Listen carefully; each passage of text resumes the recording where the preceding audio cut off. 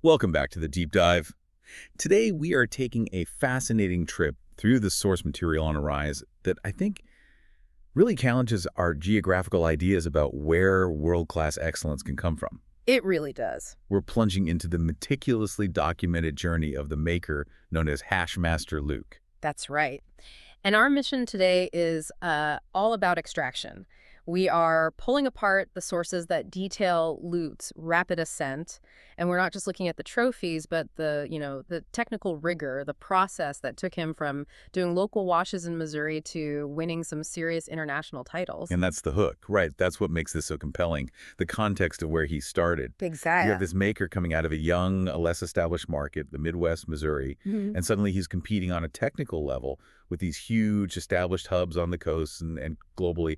It just raises the stakes immediately. It sets the bar for achievement incredibly high. I mean, when an emerging market, one without that historical infrastructure, produces results that stand up at a global level, you have to look past luck. For sure. You have to look right at the methodology. And the sources make it very clear. This is a story about a superior process. Okay, so let's unpack that process. It starts in the Midwest, Yeah. in Missouri's pretty young, solventless community, and it sounds like a real grind at the beginning. We're talking pre-2022, right? Before he even launched the formal brand. They paint a really vivid picture of those early days. Luke came up washing in, tight rooms, often using rented spaces. The reality was raw. It was, and I'm quoting here, just cold water, rented spaces. That's it. That and what the sources call a stubborn belief that Missouri genetics, if you handled them correctly, could produce hash quality that would rival anything from California or Europe. That stubbornness is compelling. It feels like, when you have fewer resources, you're forced to just get perfect at the fundamentals. That's it. And that's where this idea of solventless rigor comes in. So what did that core methodology look like, according to the documents? It is the definition of taking the long road, the hard way. It means zero shortcuts, specifically no hydrocarbons. None at all. The entire method relies purely on physical technique. Ice, pressure, and the one ingredient they keep mentioning over and over, a patient, meticulous hand. Let's slow down on that phrase, the hard way. For our listeners who know the space but maybe aren't hash chemists, what does technical mastery of the hard way really mean? Why is it so difficult? Okay, so this is where it gets into the physics of it all. It means you're trying to achieve a perfect mechanical separation. Right. You're totally reliant on your technique, which boils down to three key things. Mastering the precise flow rates of the water, understanding agitation timing down to the second, because if you overdo it, you kill the purity, and then achieving perfect micron separation. Okay, so just to visualize it, what happens if your agitation timing is just a little bit off? If you're too harsh or go for too long, you're essentially just blending the good stuff, the pure trichome heads with all the contaminants. Junk. Yeah, the broken bits of plant material, the waxes, lipids, all of it. You're basically emulsifying those impurities into your final product. The meticulousness here is about isolating those ideal heads through the Rite screens, the microns, without dragging any of that other gunk through with them. It's an incredibly fine line. It is, between a high yield and total purity. It sounds like the ultimate form of craftsmanship, where the ingredient list is so simple, water and ice, but the technique, the hand, that's everything. Exactly. And that level of rigor, that naturally leads to a certain kind of reputation. Which brings us to this dual identity that Luke cultivated. On one hand, you have the formal brand, Roaring Waters Solventless, and on the other, this underground banner, the Hash Dojo. And that dual structure is super strategic. You see it a lot in these emerging craft markets. Roaring Waters is the public-facing, the white market flagship. Luke is the COO, the chief operating officer. The professional side. It's the scaling professional side of the business, yeah. So what defines the Roaring Waters product? What's his ethos? It's all about purity and flavor. The sources mention a demand for single source material, aiming for exceptionally clean washes.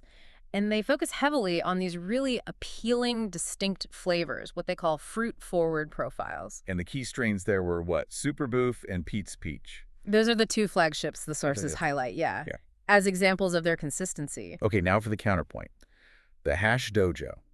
Why run a separate underground banner if you're trying to scale a formal COO-led company? I mean, isn't that a distraction? or even a conflict. And that's the critical friction point. The dojo banner is what carries his legacy story. Ah, okay. This is where he puts out the specialized private jars, where he runs the super elite collaborations.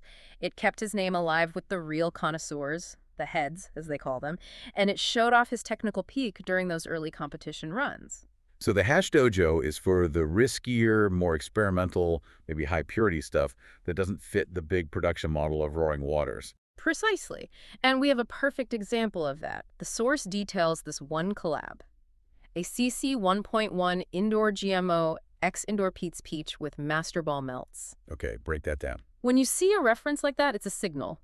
The CC 1.1 points to the super selective pheno-hunting. They found the absolute perfect pairing. And a collab with Master Ball melts. That instantly tells you the work is at the highest possible tier. It's a stamp of approval from within the community. It's a pure statement on innovation and quality. It validated his status with other experts. And it shows he was keeping that technical skill sharp. Not letting it get dull under the pressure of scaling a business. Which leads us right into the competitive world. 2024 was the year all that dedication paid off. In a big way. It was the breakout year, the year that officially put Missouri on the map. The sources show this incredibly rapid succession of regional wins. He didn't just win a title, he sort of swept the regionals that year. Walk us through that run. So starting in 2024, he gets first place at the 710 Hash and Glass Cup with Pete's Peach. Right after that, he takes first again at the Rite regionals with Superboof. Wow. Then he caps that run with a second place at the 710 Hash Bash, this time with Superboof Cherry. That's back to back to back. High-profile validation. Suddenly, the entire conversation about Midwestern hash has to change. They had a proven winning process. But the real inflection point, the moment the global community really had to sit up and pay attention, that came in early 2025. The international level up. This is Barcelona. This is Barcelona. This is where the local mastery gets global validation. Early 2025, Hashmaster Luke gets fourth place at the Masters of Rosin Barcelona competition with the strain Honey Banana. Fourth place in Barcelona. Now, why is that specific placement such a huge achievement, especially for someone from Missouri? The sources are really clear on this. Masters of Rosin is described as one of the hardest rosin competitions in the world. So you've got everyone there. You have the absolute best from Europe, from all over the globe, many with legacy genetics and huge infrastructures. So placing fourth there as a maker from a non-traditional hub was just definitive proof. Unassailable proof that his whole process, the rigor, the patience, the flow rates, was completely dialed in. It proved he could compete against the global elite. Right. It verified his methodology against the world standard. It wasn't just a lucky regional win. This was verifiable excellence at the absolute highest level. And the momentum just kept going. It did not slow down. He brought that international validation right back home and immediately secured first place at the Rite Nationals in 2025 with Fresca Oz. So the arc is just perfect. Regional domination in 24, then international validation and national title in 25.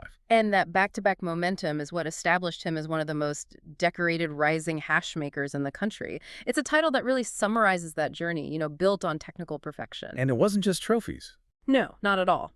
It led to significant industry stamping. You see him getting recognition on major platforms like the Finding the Funk and Hot Dabs podcasts. It solidifies his role as this figure who can bridge that gap, running the big Roaring Waters operation while keeping that elite Hash Dojo pedigree alive. So if you, the listener, were to open a jar with his name on it today, what is that signature quality? What defines this new standard he's apparently set?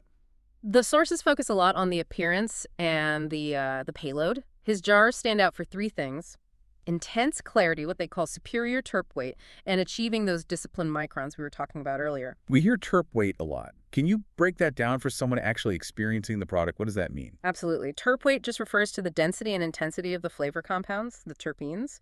In hash, it means the flavor and aroma are so present, so overwhelming, that it tells you the extraction was incredibly clean and precise. All the good stuff was preserved. Perfectly captured and preserved. The key phrase they use is that the products are never rushed, never muted. Never rushed, never muted. That sounds like patience and meticulousness translated directly into product quality. It is. And we know the strains that carried him through these competitions now act as his calling cards, right? proving the process works on different genetics. And that's vital, that consistency. The signature strains that got him all this renown include Orange Ice Pops, Honey Banana, Superboof Cherry, and of course the foundational Superboof. Yeah.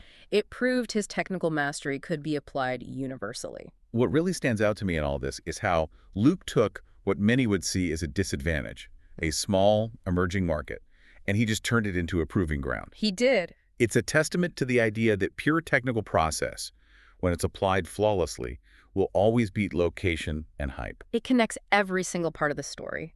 His identity, built literally from ice-cold buckets to Barcelona lights, is just fundamentally rooted in that technical purity, and that difficult journey is why the sources conclude with that really powerful, unambiguous assessment.